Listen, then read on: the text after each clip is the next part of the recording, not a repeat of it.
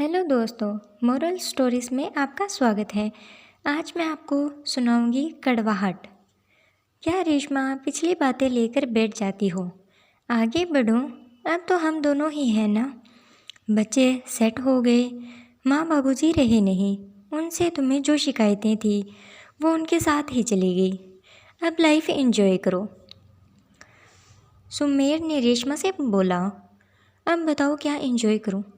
कि तुम्हें दवा कब देनी है या मेरी कमर में दर्द हो रहा है, मूव लगा दो, ये इंजॉय करूं? जब उम्र थी, अरमान थे, तब तो अपने घर वालों के साथ से फुर्सत नहीं मिली। अब इंजॉय करो। क्यों ना बोलो पुरानी बातें?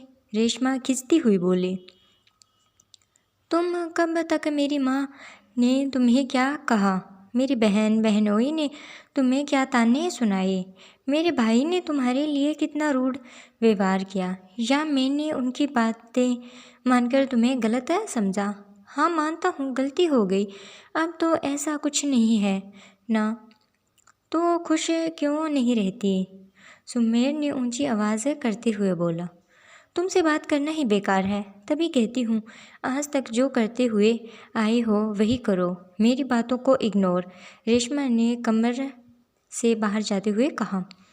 बस बहुत हुआ रेशमा, तुम सब कुछ भूलकर नई शुरुआत क्यों नहीं करती? अगर हम दोनों के बीच जीवन में शांति चाहती हो तो आगे बढ़ो। सुमेर भी रेशमा के पीछे जाते हुए बोला।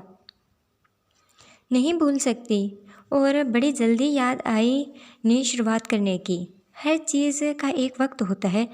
अब जब तुम कभी समझ ही नहीं पाए कि जिसे तुम गुजरा हुआ वक्त बोल रहे हो वो मेरे लिए मेरे नए जीवन की शुरुआत थी।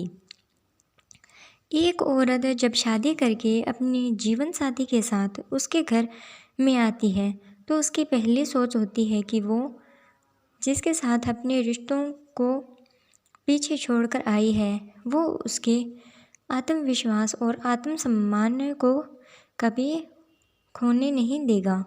लेकिन जब वही अपने कमरे की बातों को अपने घरवालों के सामने और उनके बीच के वैचारिक मतभेद को बैठक में लगे सोफे में खोस कर दिखाता हो तो उस औरत को कभी कितना भी विश्वास रह जाता है उसके ऊपर कि वो कभी अपने मन की बातें उससे कह सके।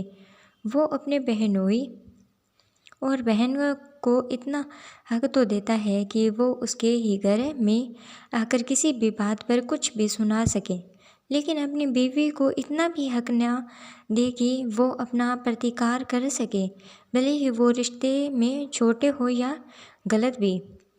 आपके भाई ने मुझे एक घर की कामवाली से ज़्यादा नहीं समझा। खैर, ये सब भी बोलना आसान हो जाता अगर तुमने मेरे जिस्म से में अपनी परिपक्वता के निशान न छोड़े होते।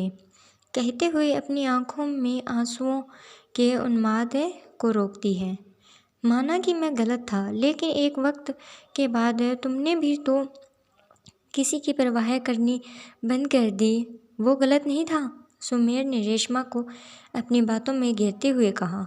परवाह करना छोड़ना मेरे बस में था क्योंकि मैं टूट चुकी थी, लेकिन फ़र्ज़ निभाए तब भी खामोश हो गई, लेकिन मन की भावनाओं का शोर कहीं नहीं पहुंचने दिया। ये 30 साल तक का सफ़र तय तो कर लिया, लेकिन खुद के अस्तित्व को वापस लाने का सफ़र नहीं तय कर पाई। रेशमा बोलती जा रही थी। तो क्या गलती सिर्फ मेरी थी? रेशमा की बातों को सुनकर जैसे सुमेर की आवाज़ में नरमी आ गई थी।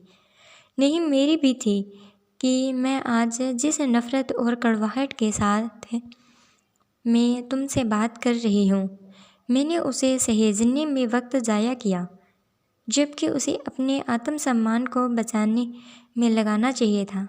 देखो ना, हमारे बीच कड़वाहट आज भी रह गई, जबकि उसको पैदा करने वाले आज हमारे बीच नहीं रहे हैं।